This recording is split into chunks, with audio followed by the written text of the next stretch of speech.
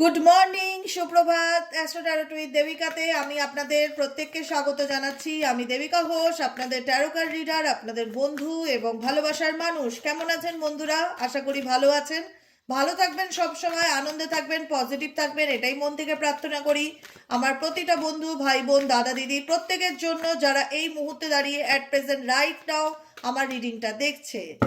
চলো দেখে নেবো তুমি এই মুহূর্তে যাকে নিয়ে ভাবছো তার মনের অবস্থা কি, তার মনের মধ্যে এই মুহূর্তে কি চলছে, সে কি চায়, তার ইন্টেনশন কি, সবকিছু চেক করে দেখে নেবো। তার আগে প্রত্যেককে বলবো এনার্জি কানেক্ট করো, মনে মনে স্মরণ করো তুমি যাকে নিয়ে ভাবছো তার কথা ইমাজিন করো যে সে তোমাকে নিয়ে এই মুহূর্তে কি ভাবতে পারে। কি ভাবতে পারে বলো তো? দেখি গেস করা যাক কি ভাবতে পারে। এঞ্জেল আর্কেঞ্জেল মাইকেল, এই মুহূর্তে আমরা যার এনার্জি চেক করছি সেই মুহূর্তে কি ভাবতে পারে। Please divine angel, divine universe help করুন ও গাইড করুন। Angel archangel Michael, please help me and guide me.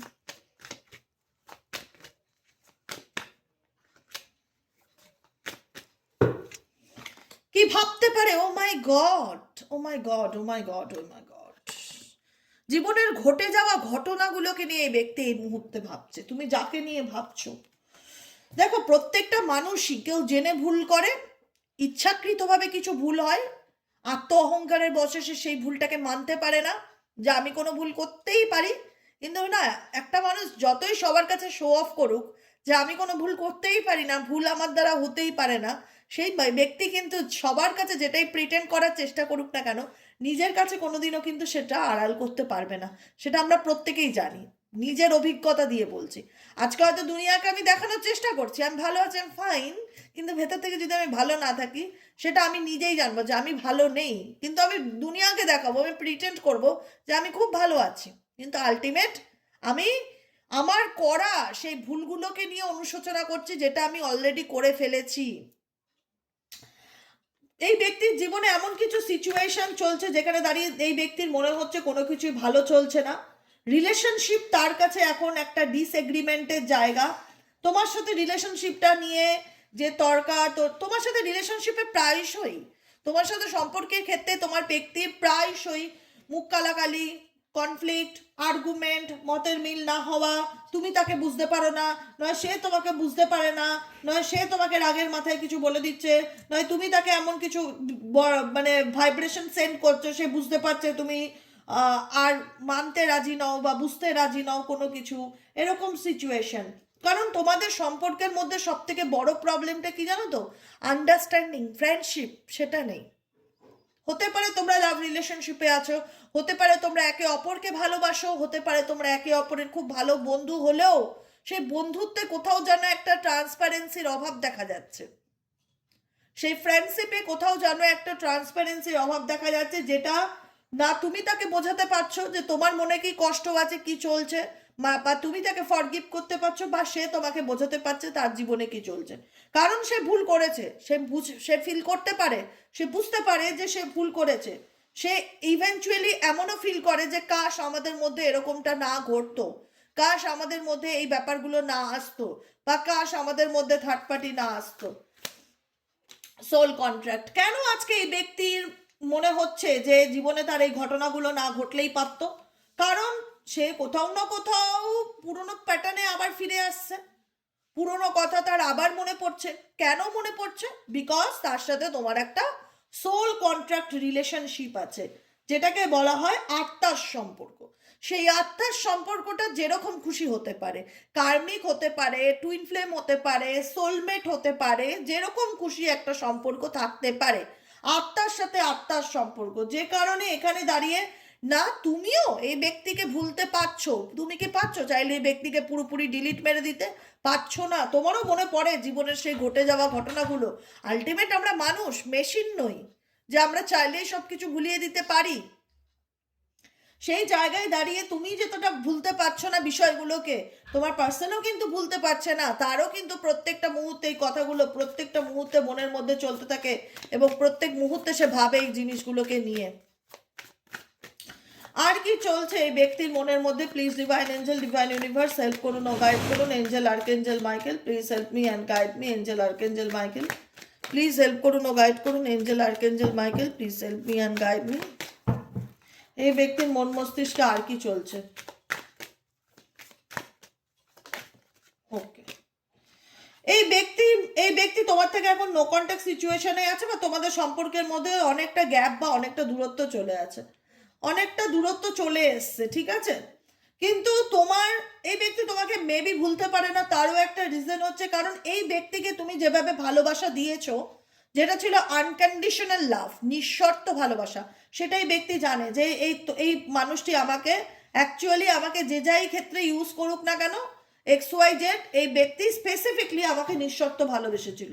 তার ভালোবাসার মধ্যে কোনো অতিথিয়তা ছিল না, তার ভালোবাসার মধ্যে কোনো শর্ত ছিল না, তার ভালোবাসার ধরনটাই আলাদা ছিল, যেটা কখনোই কারোর সাথে মিলাতে পারি না বা ম্যাচ করতে পারি না। মেবি তোমার পার্সন কারোর সাথে তোমাকে কম্প্যারিজন করার চেষ্টা করেছিল বা কম্পেয়ারও করেছিল, কিন্তু সেই জায়গাটায় দাঁড়িয়ে ব্যক্তি ডেফিনেটলি বুঝতে পারছে, ও মাই গড, আমার হাতে কি এসছে, থার্ড পার্টি।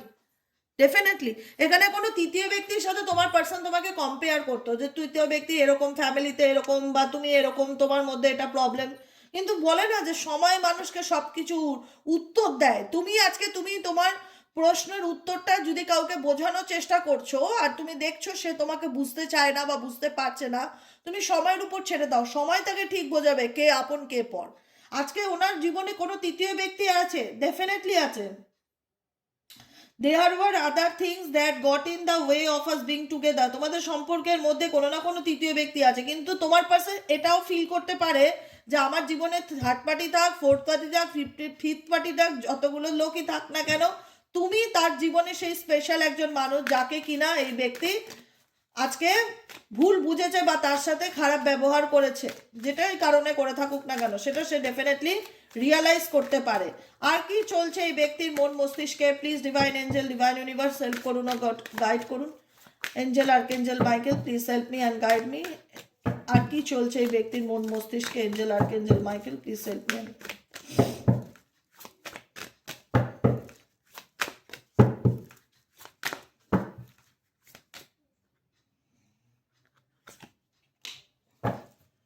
ডেস্টিনি, এই ব্যক্তি এখন দেখো, এই ব্যক্তি অ্যাকশন ওরিয়েন্টেড নয়। তুমি যাকে নিয়ে রিডিং দেখছো অ্যাট প্রেজেন্ট রাইট নাও, এই ব্যক্তি কোনো অ্যাকশন নিতে চায় না, এটুকুনি আমি বলে দিলাম। অনেকের ক্ষেত্রে, মেজরিটি মানুষের ক্ষেত্রে এই ব্যক্তি কোনো অ্যাকশন নিতে চায় না।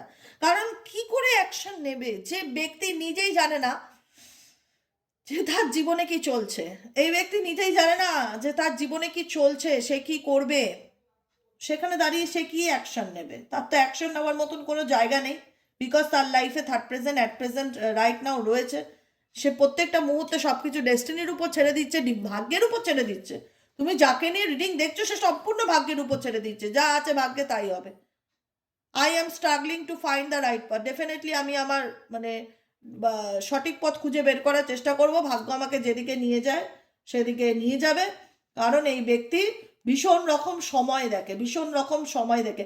এই ব্যক্তি খুব লেজি, খুব স্লো, অ্যাকশন ওরিয়েন্টেড পার্সন নয়। তুমি যাকে নিয়ে রিডিং দেখছো খুব ধীরস্থ, খুব মানে স্লো। এনার মানে উনি ভাবে বেশি, চিন্তা করে বেশি, কিন্তু ওনার কাজের সাথে ওনার ভাবনার কোনো মিল হয় না, কোনো মিল নেই।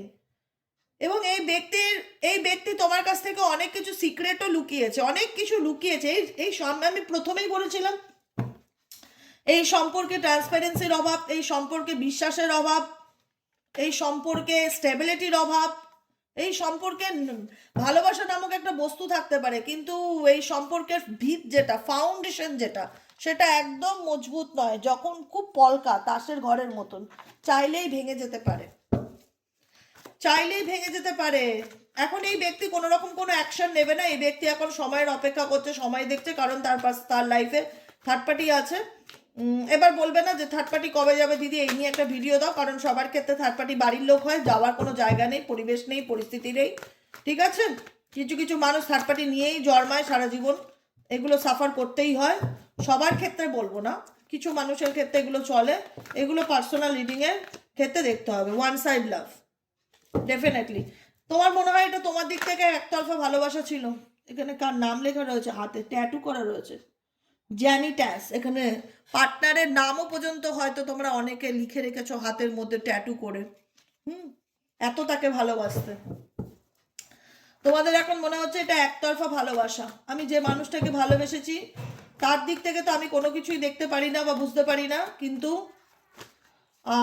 আমার দিক থেকে আমি জানি যে আমি কত কষ্ট পেয়েছি এই মানুষটাকে ভালোবেসে। এই মানুষটাকে ভালোবাসাটা আমার একতরফা ছিল, ডেফিনেটলি একতরফাই ছিল।